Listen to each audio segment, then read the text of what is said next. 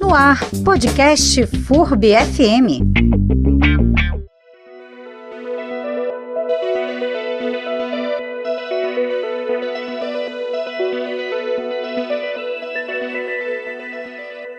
Este ano, o maior atentado terrorista realizado até hoje completa 20 anos. A queda das Torres Gêmeas no dia 11 de setembro de 2001 ficou marcada na história e deu início ao mais longo conflito armado da atualidade. Isso porque o grupo Talibã, que comandava o Afeganistão 20 anos atrás e que retoma o poder agora 20 anos depois, decidiu, na época, proteger Osama Bin Laden, recusando-se a entregá-lo ao governo americano.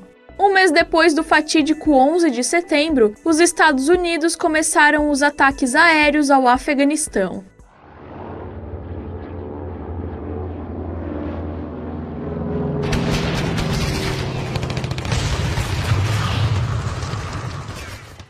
Para entender melhor esse momento da história e lembrar os 20 anos do atentado terrorista de 11 de setembro, a FURB FM lança uma série de podcasts sobre o assunto. Nos 3 primeiros episódios, nós conversamos com o professor Jorge Gustavo Barbosa de Oliveira. Ele é professor titular da FURB, possui mestrado em Desenvolvimento Regional pela Universidade Regional de Blumenau e tem especialização em Política Internacional pela Universidade de Brasília.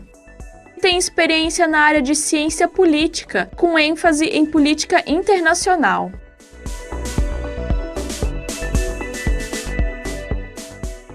Professor, e em que contexto, que o grupo ali, o Talibã, ele está tomando poder novamente agora em 2021?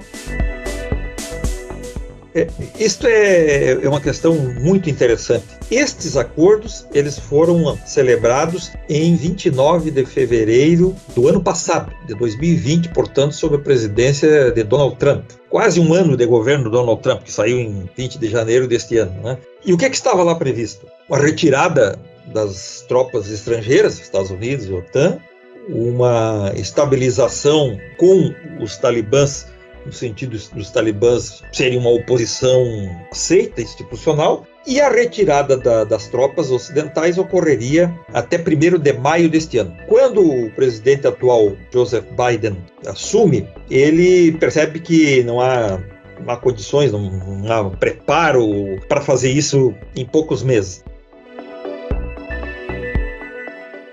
Ele declara que a saída das tropas dos Estados Unidos seria em 11 de setembro, que faria 20 anos dos atentados. Mas depois recuou para 31 de agosto. E se esperava que neste um ano e meio, levando em consideração o acordo, os Estados Unidos e a OTAN treinariam as tropas de forma a ser eficientes, financiariam, armariam, tornariam um exército poderoso, bastante mais poderoso em termos de número de militares, mas também em termos de equipamento, em termos de treinamento, fazendo com que para os talibãs fosse inviável uma tentativa de tomar o poder,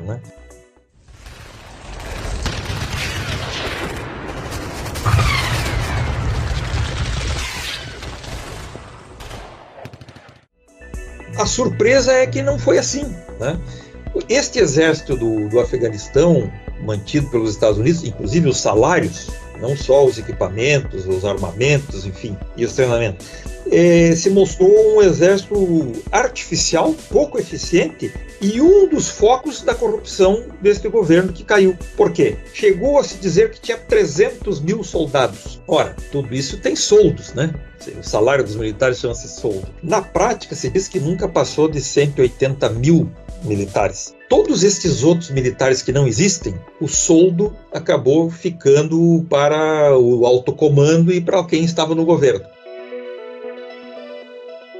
Aí tem uma corrupção, um negócio por trás aí muito interessante.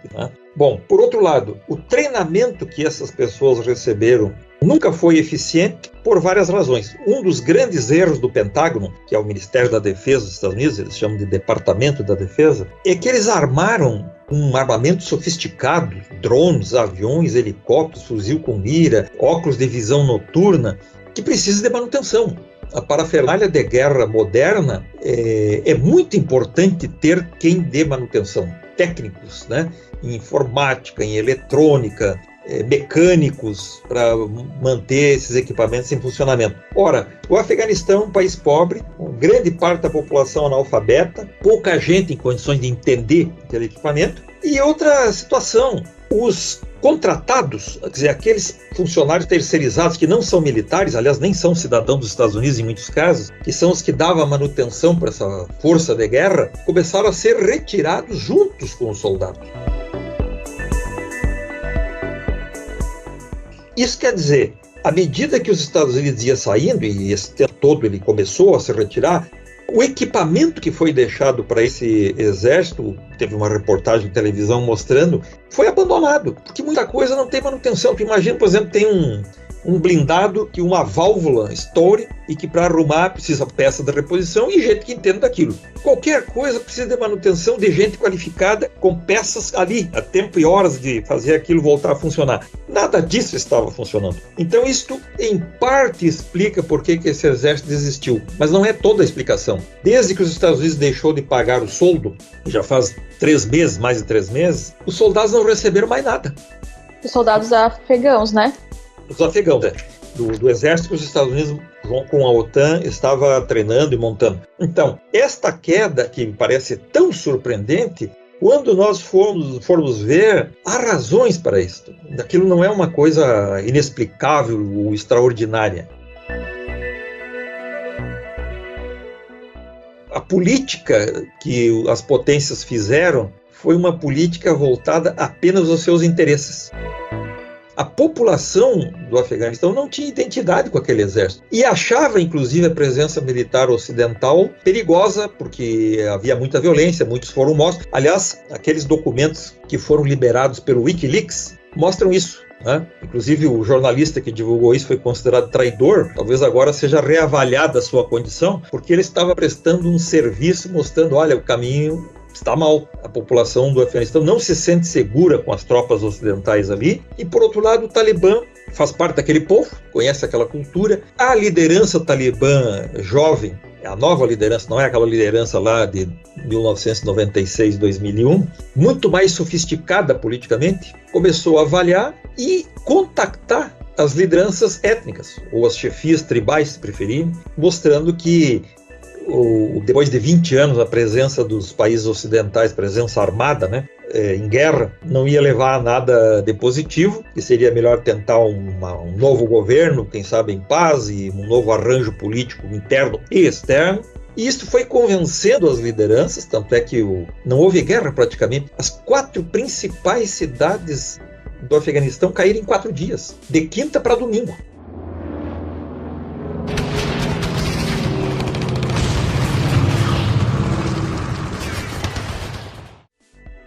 Diríamos que em 4 dias se resolveu essa questão de uma guerra de 20 anos que levou mais de 10 trilhões de dólares custo. Eu peguei uma matéria da Associated Press que coloca isso, que a soma, os Estados Unidos para fazer essa guerra tomou um empréstimo. E aí envolve também a guerra do Iraque, que de 2003, março de 2003 a 2011, coexistiu com a guerra do Afeganistão. Eles tiraram um empréstimo de 2 trilhões de dólares, o que já dá 10,8, quase 11 trilhões de reais. O serviço dessa dívida até 2050, 6,5 trilhões de dólares, o que dá 35,23 trilhões de reais. E mais de 2 trilhões de dólares em despesas de assistência médica, invalidez, sepultamentos e previdência aos veteranos de guerra e os familiares daqueles que morreram, o que dá uma soma de 10,5 trilhões. O que é isso? 10,5 trilhões de dólares. Trazendo para o real, 56 trilhões 910 bilhões de reais. Vejam que nós estamos na ordem dos trilhões. Pois bem, a dívida dos Estados Unidos, e associados à guerra, esses custos que eu falei, que não são todos os custos da guerra, é quase 10 vezes o PIB brasileiro.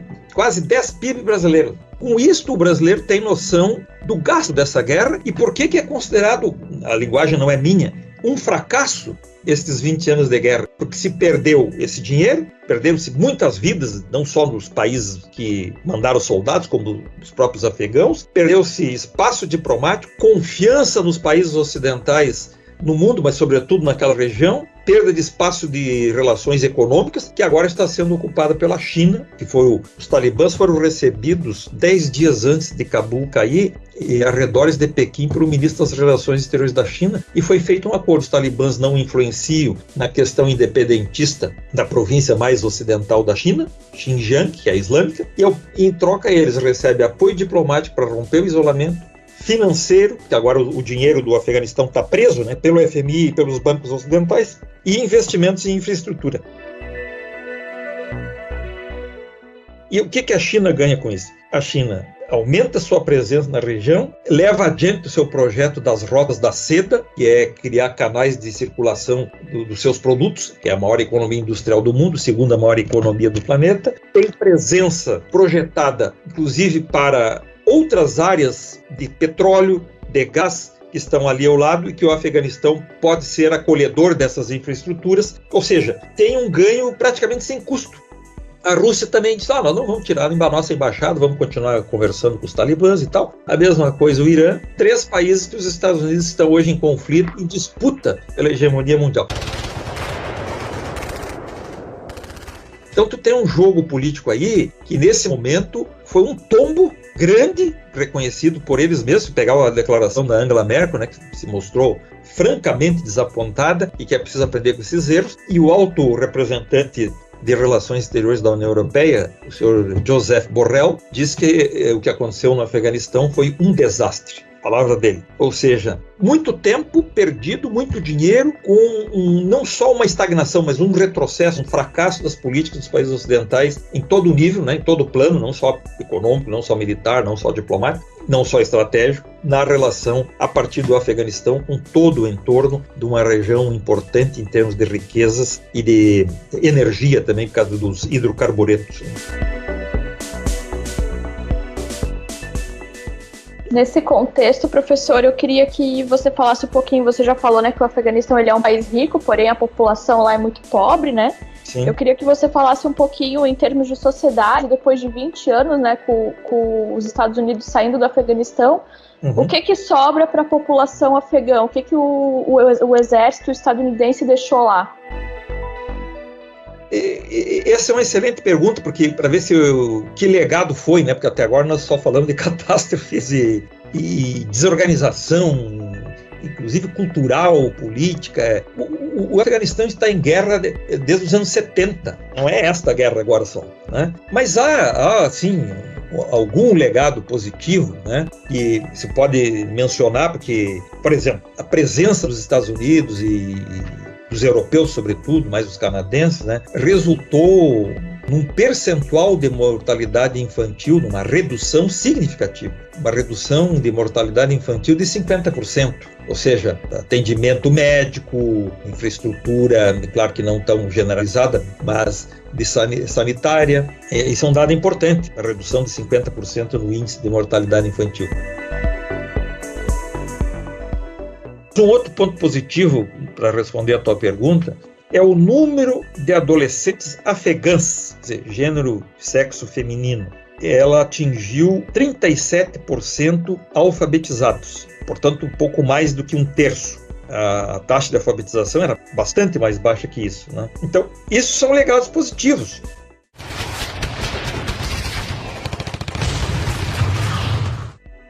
Professor, aproveitando que você mencionou aí a alfabetização feminina, eu queria abordar um pouquinho essa questão do Talibã e as mulheres, né? A gente sabe que as mulheres sofrem mais, elas não podem, né, frequentar a escola, elas são perseguidas, elas são obrigadas a se casar, são estupradas, diversas coisas que acontecem aí. Eu queria que você falasse um pouquinho sobre isso. O período em que eles estiveram no poder, né, 1996 a 2001, colocou essa questão feminina como um grande problema para o próprio desenvolvimento do país, né? Pelo menos metade da população é feminina, se não for mais. Hoje até mais, porque morreram muitos mais homens do que mulheres nessa guerra, né? Mas deixou essa mancha. O Talibã tem uma fragilidade grande, que é o medo da população, né? Deu para ver aí nesses desespero da população se agarrando em fuselagem de avião e depois caindo, outros sendo esmagados no trem de pouso, como está aparecendo aí, muitas mais coisas. Mostra que eles têm um problema muito sério, que é conseguir granjar o apoio da população, diminuir esse medo, e com isso também, à medida que tem apoio maior na população internamente, vão ganhar apoio maior externamente. Mais gente vai se dispor a reconhecer esse governo, operar, fazer investimentos e assim por diante. Se nós vemos o discurso dos talibãs, eles têm consciência disso, né?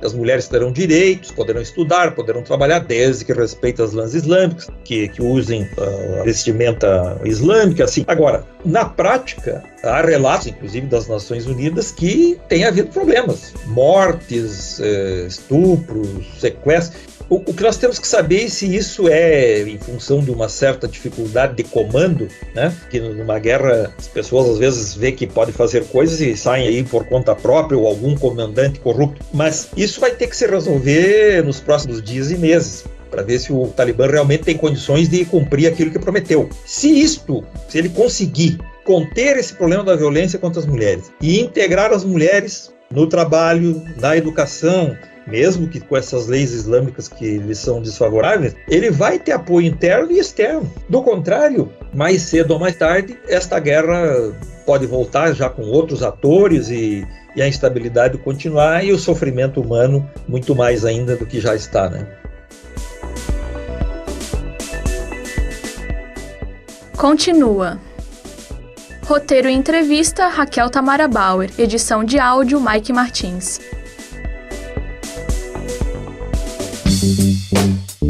Você pode acompanhar esse podcast no youtube.com/FurbTV e sempre às 17 horas de segunda a sexta-feira, na FURB FM 107,1.